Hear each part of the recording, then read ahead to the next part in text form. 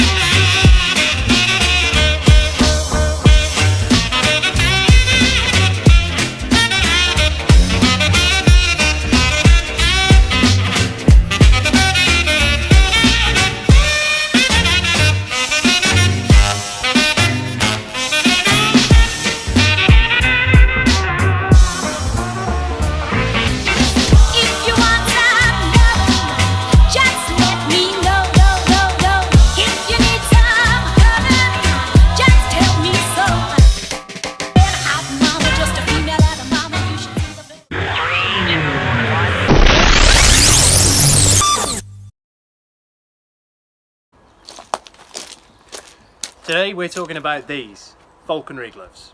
Welcome to this comprehensive guide on falconry gloves. Falconry gloves have appeared throughout the ages, often worn on the falconer's left hand.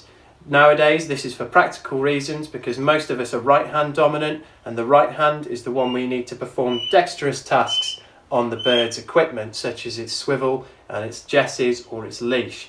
The glove that I have before you now is a traditional Dutch falconry glove, and this is the most commonly used glove across the globe. There is also another popularly used glove though called a Mangler. The Mangler is simply a padded sleeve, allowing the falconer to have his exposed hand poking out the other side and operate any of the jesses that he may need to whilst flying a falcon.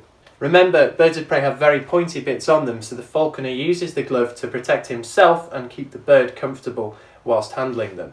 Now this glove is a single thickness leather glove. It's actually made from a very high quality leather, which is why it's lasted for 10 years now, and it would be often found flying a bird such as a sparrowhawk or a merlin. Any bird of prey for that matter around that size would be most suitable for a glove of this size. If we move on up, we have a hawk glove. Now a hawk glove is around about twice the size of the merlin glove that we just saw. There's an extra 3 to 4 inches of length on the forearm section here, providing an extra bit of protection from the larger foot span of something like a Harris hawk or a red-tailed hawk.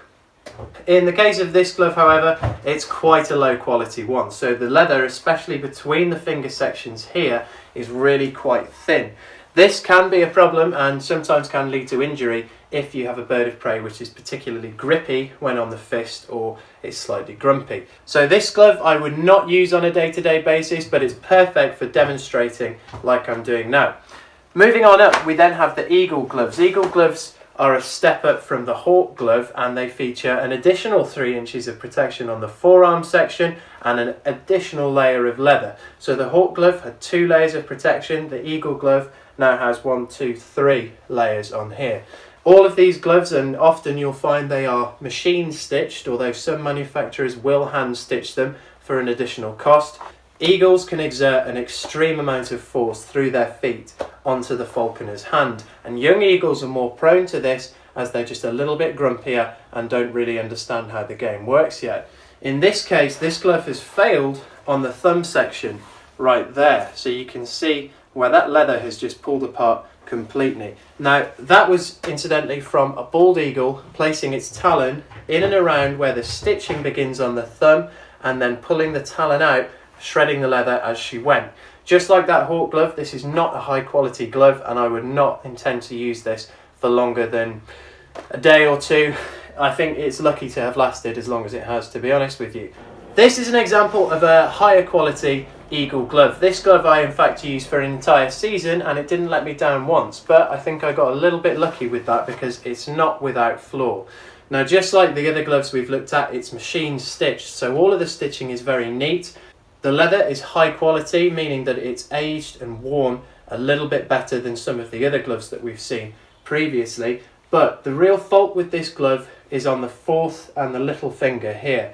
The protection of the triple layer finishes on the middle finger, going down to 2 layers, and then when we get to the fourth and the fifth finger, we're down to 1 single layer of leather. Now, bearing in mind that an eagle has such a large foot that it can wrap its foot all the way around my hand and then place a talon in that single section leather that I have on the fourth and fifth finger, sorry. So it did present a slight safety hazard right there, but luckily I was able to avoid any injury last year, and I did like this glove. The advantage to having a single layer of leather there is that you have more manoeuvrability and also more sensitivity when grabbing hold of the jesses and the leash.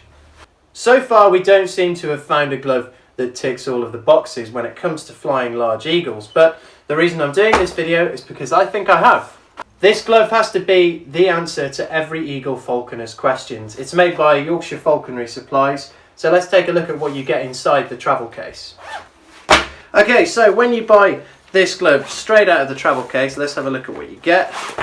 We got this cool snazzy glove, obviously. I mean, look at this thing. This thing is so beautifully made. It looks like it should have an Yves Saint Laurent badge on it or something like that. You've obviously got all of the branding, the marketing just there on the D-ring, which is pretty cool. And the best thing, one of the coolest things about this is you get your own mini bird perch keyring. I've got this on my car keys right now. Quick overview of the safety of this glove. I really can't fault it. Everything has been thought about. We've got 4 layers of leather continuing all the way up to the forearm, and if I compare that to the Due North Falconry glove, you can see that 4-layer section stops about 3 inches before it does on this glove, whereas this one continues all the way to the joint on your elbow. And that is fantastic. Whoever's put this in here has thought about the fact that eagles just have a big foot span. They can spread their feet really far, and they could potentially injure you there. So that's fantastic. I don't know why more gloves don't have this section covered over on here, but Yorkshire Falconry Supplies, you've thought about that and you've done it really well. When we get down to the fingers here, you can see the protection of 4 layers carries on to the 3rd. We then go down to 3 on the 4th finger, and we're at 2 layers of leather on the little finger. But the weird thing is because the quality of the leather is so high, it doesn't sacrifice any of the movement. So you see I can still move my fingers like that, and I can tell you from experience that this glove with this leather is going to stand up to some of the toughest grips on eagles that there are out there. This is really a phenomenal glove, and I think for £84 you can't go wrong. Some of you may be thinking, well, how do I know this glove is so great if it's brand new out of the packaging? And the reason being is because we actually purchased 4 of these gloves for the sole purpose of testing. I've been testing the glove out for 2 weeks now, and I have every faith that this product will last for years to come. So in conclusion, this is the go-to falconry glove for handling eagles. I've not tried the Hawk glove or the single thickness gloves, but if they're anything like this one, I don't think I'd be shopping anywhere else. Check out Yorkshire Falconry Supplies, please. And remember as well, this is not a paid review. I did not receive this glove for free. This is my honest and truthful opinion on the matter, and I seriously couldn't rate this glove highly enough. So thank you very much for watching, guys. I hope you found this interesting, and I will see you in the next video.